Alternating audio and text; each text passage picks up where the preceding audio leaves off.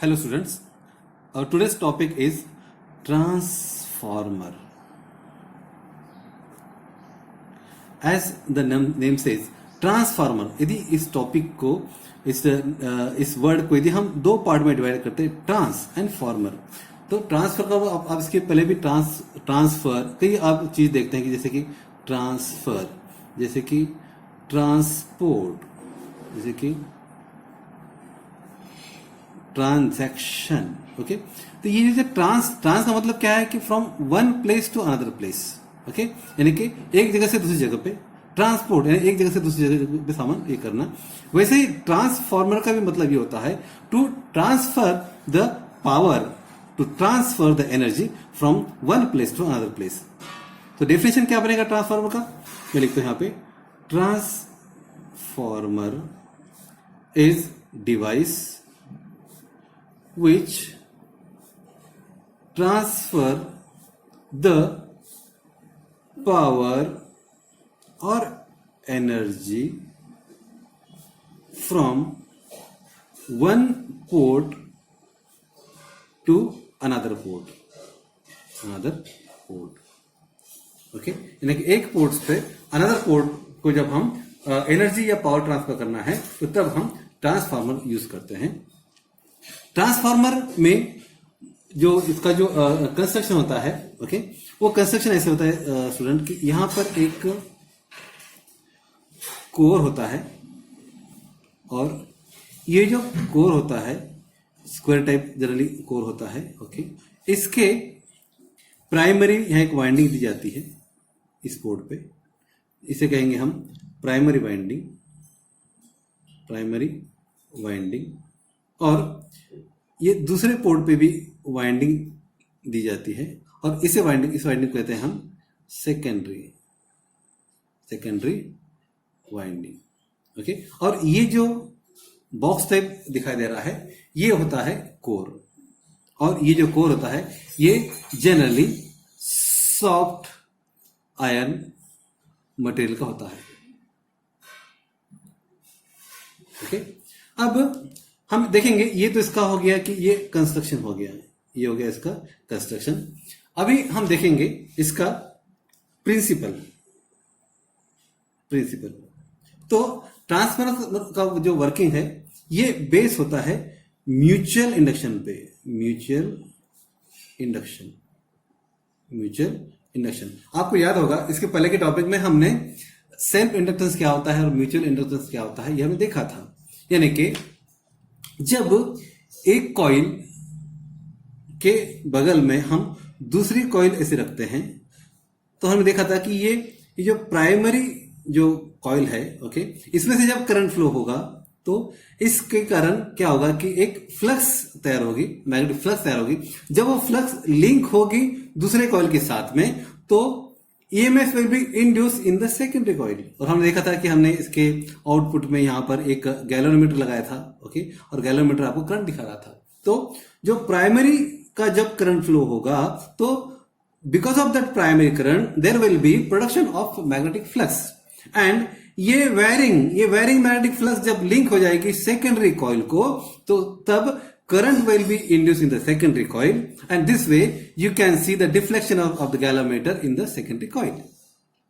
तो लेकिन होता क्या है कि यदि हम ट्रांसफार्मर का कोर यूज न करते हुए यदि हम सिर्फ कॉइल यूज करते हैं स्टूडेंट, तो क्या होगा? अभी हम देखेंगे कि यहां पर है दो कॉइल रखी हुई है और ये कॉइल में से पहले कॉइल में से करंट फ्लो हो रहा है. बिकॉज ऑफ दैट यहां पे मैग्नेटिक फील्ड और मैग्नेटिक फ्लक्स तैयार हो रही है, वो फ्लक्स लिंक हो रही है सेकेंडरी कॉइल से. लेकिन इसमें क्या होगा कि यदि हम कुछ डायरेक्टली इसको बाजू में रखेंगे तो होगा क्या है कि इसमें लॉसेस बहुत होंगे. किसके? फ्लक्स लॉसेस बहुत होंगे, क्योंकि यहां पे दो कॉइल और बाकी जो फ्लक्स है वो आपकी वेस्ट जाएगी. So to minimise the wastage of the flux हम क्या करते हैं, इसके बीच में एक कोर लगाते हैं. तो मैं बताता हूं आपको, तो ये हो गया ट्रांसफार्मर का फेरोमैग्नेटिक मटेरियल से बना हुआ कोर, और इसके यहां पर ये जो वाइंडिंग है, ओके, ये प्राइमरी वाइंडिंग है. और ये यहां पर ये होगी सेकेंडरी वाइंडिंग। जो प्राइमरी वाइंडिंग के जो टर्न्स है उसे हम एन पी बोलेंगे, जो सेकेंडरी वाइंडिंग के जो टर्न्स है, नंबर ऑफ टर्न्स, हम बोलेंगे एन एस। तो हमने प्रिंसिपल में ये देखा था कि ये म्यूचुअल इंडक्शन बेस पे काम करता है। अब जब इसके प्राइमरी को हम करंट सप्लाई करेंगे तो क्या होगा, हमने देखा कि जब प्राइमरी को हम करंट सप्लाई करेंगे तो ये जो आर्म है ट्रांसफार्मर का, ये एक्ट करेगा एक सोलेनॉइड की तरह, एक सोलेनॉइड तरह ये एक्ट करेगा। और हमने देखा कि जब सोलेनॉइड के थ्रू, सोलेनॉइड के ऊपर जब वाइंडिंग लगा के इसमें करंट फ्लो होता है तो वहां पे एक मैग्नेटिक फील्ड क्रिएट होती है। वो हमने देखा था कि मैग्नेटिक फील्ड क्या होती है, ये होती थी N I, mu N I. Okay, यानी कि ये जो है ये होता था आपका B equal to okay mu N I. Okay, ये हमने मैग्नेटिक फील्ड देखी थी। यानी कि जैसे हम करंट इंक्रीज करेंगे, जैसे हम करंट इंक्रीज करेंगे वैसे ये मैग्नेटिक फील्ड क्या होगी, ये इंक्रीज होगी। मैग्नेटिक फील्ड इंक्रीज होगी तो यहां पर क्या बढ़ेगा, फ्लक्स भी बढ़ेगा। ओके, और हमने देखा था फ्लक्स जो रहता है, फ्लक्स यानी क्या होता है, flux equal to B into A, equal to B into A. यानी कि जितना आपका बी बढ़ेगा उतना फ्लक्स क्या होगा, बढ़ेगा। जितना बी बढ़ेगा उतना फ्लक्स बढ़ेगा। यानी कि जैसे ही हम करंट यहां पे इंक्रीज करेंगे फ्लक्स बढ़ेगा। ओके, और यहां पर ये फ्लक्स हमें पता है कि flux this way the flux will, यहाँ पे फ्लक्स ऐसे इस प्रकार फ्लक्स बढ़ेगा। और ये फ्लक्स, चूंकि ये मटेरियल ये फेरोमैग्नेटिक मटेरियल है, ये जो मटेरियल है सॉफ्ट आयन का फेरोमैग्नेटिक मटेरियल है, तो ये सारी फ्लक्स जो है वो बाहर कहीं न जाते हुए इस ये जो कोर है इस पे डिस्ट्रीब्यूट होगी। तो इसमें ये सारी जो फ्लक्स है ओके, वो फ्लक्स इस पे डिस्ट्रीब्यूट हो जाएगी। अब हम देखते हैं कि जब ये फ्लक्स यहां से जाएगी, जब ये फ्लक्स यहां से जाएगी तो होगा क्या कि हमने as per the Faraday law हमने क्या देखा है कि when varying flux is linked with the coil, varying flux is linked with the coil, okay, voltage will be induced। तो होगा क्या है कि इसके कारण इस सेकेंडरी में क्या होगा, वोल्टेज इंड्यूस होगा। इस सेकेंडरी में वोल्टेज क्या होगा, इंड्यूस होगा। इसका मतलब क्या है कि जब करंट यहां से फ्लो होगा इस आर्म में, तब because of the flux which is getting link with the coil of the secondary, इसमें भी क्या होगा, एक करंट इंड्यूस होगा और current will start flowing in the secondary also. अब हम देखते हैं कि प्राइमरी में जो फ्लक्स होगा, प्राइमरी साइड में ओके हम देखा तो यहां प्राइमरी साइड का जो ईएमएफ क्या होगा, वो होगा E equal to minus D phi by d t. मैं इसके क्या करता हूं, ई पी करता हूं, E P equal to minus D phi by d T. और यहां प्राइमरी में नंबर ऑफ टर्न कितने हैं, एन पी है। ओके, तो ये टोटल फ्लक्स क्या होगा, टोटल ईएमएफ क्या होगा, E P equal to minus D five by D t N P, ये होगा प्राइमरी का। तो फिर सेकेंडरी में क्या होगा, तो हम देखेंगे सेकेंडरी साइड में जो इंड्यूस ईएमएफ है, इंड्यूस ईएमएफ होगा E S equal to minus D five by D t multiply by number of turns of secondary. Okay, ये तो इक्वेशन हो गया प्राइमरी के वोल्टेज का, ये हो गया सेकेंडरी वोल्टेज का। तो ये दो इक्वेशन से हमें क्या मिलता है, यदि मैं डिवाइड करता हूं ये फर्स्ट को सेकंड से तो क्या मिलेगा, तो मैं देखूंगा E P upon E S equal to okay, ये minus D five by D T और ये minus D five by D T cancel हो जाएगा तो बनेगा ये N P upon N S. यानी कि voltage in ratio of voltage in primary to voltage in secondary, EMF in primary EMF secondary equal to NP upon NS. इसे ही कहते हैं हम ट्रांसफॉर्मर रेशियो। तो इसे कहते हैं ट्रांसफॉर्मर रेशियो। तो हमें पता है कि ट्रांसफॉर्मर एक ऐसा डिवाइस है कि जो कि पावर ट्रांसफर करता है, तो यहां पर जब हम पावर की बात करेंगे स्टूडेंट तो क्या होगा, तो power in primary equal to power in secondary. तो पावर का फॉर्मूला क्या है, पावर का फॉर्मूला है कि E P okay, E P और इसका फिर आई पी यानी कि current into voltage equal to E S I S. यानी कि हमें पता है कि पावर का फॉर्मूला हम क्या लिखते हैं, पावर इक्वल टू वी आई। तो यहां पे वी अपन ई लिया है।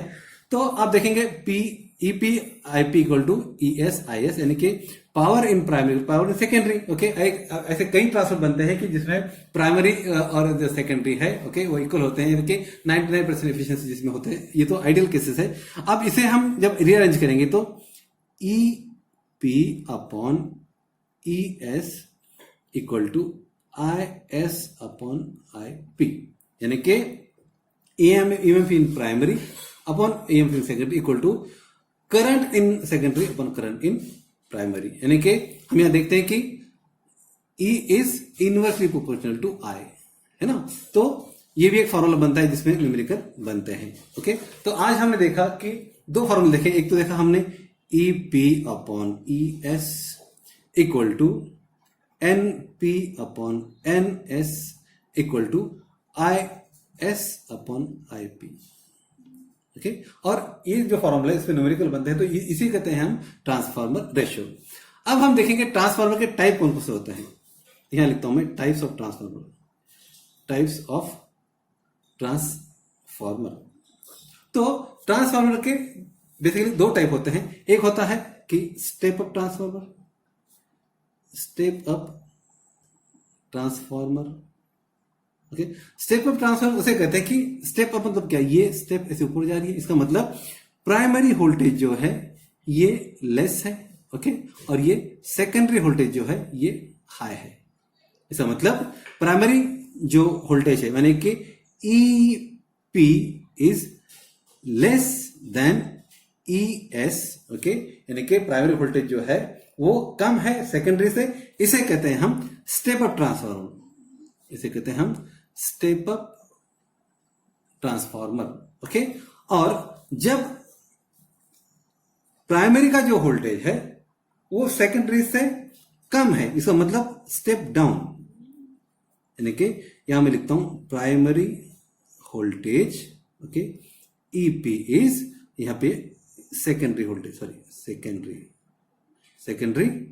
वोल्टेज, इसका मतलब EP is less than ES, EP is less than ES। Okay, यानी कि जब हमें वोल्टेज को बढ़ाना होता है, तब हम स्टेप अप ट्रांसफर यूज करते हैं, और जब वोल्टेज को घटाना होता है तब हम स्टेप डाउन ट्रांसफर यूज करते हैं। मान लो कि 230 का वोल्टेज है, हमारे जो हाउस होल्ड वोल्टेज है उसको हमको रिड्यूस करना है कि 6 वोल्ट को रिड्यूस करना है। ये बताओ मैं आपकी वोल्टेज, ये अल्टरनेटिव वोल्टेज होता है। ओके, ये भी अल्टरनेटिव वोल्टेज। तो यहां पर हम क्या यूज करेंगे, यहां हम स्टेप डाउन ट्रांसफर यूज करेंगे। और लेकिन जब प्राइमरी वोल्टेज होगा मान लो कि 230 वोल्ट और हमें आउटपुट का वोल्टेज लेना है मान लो कि 300 वोल्ट। ओके, तो in this case we use the step up transformer. और इसमें और एक टाइप का ट्रांसफार्मर होता है, that is the 1-to-1 transformer, जिसमें प्राइमरी और सेकेंडरी दोनों वोल्टेज जो है एक जैसे होते हैं। तो वो ट्रांसफार्मर यूज करते हैं, उसे कहते हैं कि 1-to-1 ट्रांसफार्मर। लेकिन आपके सिलेबस में वो नहीं है तो मैं आपको वो नहीं पढ़ाऊंगा, जिसमें input is equal to output, input voltage input voltage in output same होता है। इसमें ये ट्रांसफर इसलिए होते हैं कि जब कोई सोफिस्टिकेटेड इक्विपमेंट हमें यूज करना होते हैं तो सर्ज स्पाइक्स जो होते हैं उसको मिनिमाइज करने के लिए हम ट्रांसफार्मर यूज करते हैं। तो ये तीसरा ट्रांसफार्मर है, लेकिन ये आपके सिलेबस में नहीं है। तो अभी तक हमने देखा कि what is mean by transformer, what is the definition of transformer. हमने कुछ फॉर्मूले देखे, हमने कंस्ट्रक्शन ऑफ ट्रांसफार्मर देखा, और उसके बाद हमने देखा कि ट्रांसफार्मर रेशियो क्या होता है। और अभी हम देखेंगे कि losses in transformer, losses in transformer. तो हमने ट्रांसफार्मर में क्या क्या देखा है, एक तो है कोर होता है। ओके, और कोर के एक साइड में हम लपेटते हैं प्राइमरी, दूसरे साइड में लपेटते हैं हम सेकेंडरी वाइंडिंग। ओके, तो ये प्राइमरी वाइंडिंग हो गई है, प्राइमरी वाइंडिंग, यहाँ पे सेकेंडरी वाइंडिंग हो गई है। ओके, तो इसमें लॉसेस कौन से होते हैं। तो सब में पहला लॉस जो होता है वो फ्लक्स लॉसेस। फ्लक्स लॉसेस क्या होता है कि जब इस प्राइमरी से करंट फ्लो होगा तो because of the flowing current there will be creation of the magnetic field, और मैग्नेटिक फील्ड क्रिएट हो तो हम मैग्नेटिक फ्लक्स भी क्रिएट होगा, और मैग्नेटिक फ्लक्स क्रिएट होने के बाद में वो फ्लक्स हमको पता है कि वो इस प्रकार फ्लक्स बढ़ेगा उसमें। तो होगा क्या कि जो फ्लक्स ये फेरो मैग्नेटिक सब्सटेंस कैरी कर रहा है वो तो ठीक है, लेकिन कुछ जो फ्लक्स है वो यहाँ पे लॉस भी होंगे, वो वहां बाहर पे लूज भी होंगे, क्योंकि ये फ्लक्स हम ऐसे दिखाते हैं ना, जैसे यहाँ पे ऐसे दिखाता हूं मैं। तो ये जो फ्लक्स ये लॉस होते हैं, इसके लिए हम क्या करते हैं, we use the ferro magnetic material. अब फेरोमैग्नेटिक मटेरियल क्या होता है, तो यहां पे ये सॉफ्ट आयन कोर ये मटेरियल यूज करते हैं ताकि यहां पे लॉसेस क्या हो, कम हो जाए। कौन से? फ्लक्स लॉसेस कम हो, इसके लिए हम ये मटेरियल यूज करते हैं। नंबर 2 जो लॉस है वो है रेजिस्टेंस लॉस, या इसको हम बोलेंगे कि पावर लॉस। हमें पता है कि पावर लॉसेस का जो फॉर्मूला है वो क्या है, I²RT, जो कि हीट बन के बाहर उड़ जाता है। तो ये लॉसेस को कम करने के लिए हमें क्या करना पड़ेगा, तो हमें कम करना पड़ेगा रेजिस्टेंस। तो रेजिस्टेंस किस चीज पर डिपेंड करता है, R=ρL/A, यानी कि एरिया बढ़ेगा, एरिया बढ़ेगा तो रेजिस्टेंस घटेगा। इसका मतलब ट्रांसफार्मर की जो वाइंडिंग है, वाइंडिंग का जो ये कंडक्टर है या वायर है, उसका एरिया जो होगा, क्रॉस सेक्शन एरिया होगा, वो हमें बढ़ाना होगा। इसका मतलब let use the thicker wire to reduce the losses, this losses which goes in the form of heat, यानी रेजिस्टेंस के कारण जो पावर लॉसेस हो रहा है वो हमें मिनिमाइज करने के लिए हमें क्या करना होगा कि रेजिस्टेंस क्या करना पड़ेगा, वो कम करना होगा। हमें पता है कि ट्रांसफार्मर में 2 वाइंडिंग होते हैं, ये एक प्राइमरी वाइंडिंग और एक ये सेकेंडरी वाइंडिंग। तो प्राइमरी वाइंडिंग और सेकेंडरी वाइंडिंग, ये वाइंडिंग है मतलब ये केबल है, वायर है, और वाइंडिंग की लेंथ और एरिया के कारण क्या होता है कि R=ρL/A, इसके कारण इसका रेजिस्टेंस होता है। और रेजिस्टेंस लॉसेस कम करने के लिए हम क्या यूज करते हैं, हम यूज करते हैं यहाँ पर थिकर वायर। लेकिन थिकर वायर जो यूज करते हैं वो हम यूज करते हैं कि जहां पर जो करंट है वो हाई साइड में हो। नंबर 3 का जो लॉस है स्टूडेंट, वो लॉस है एडी करंट लॉस।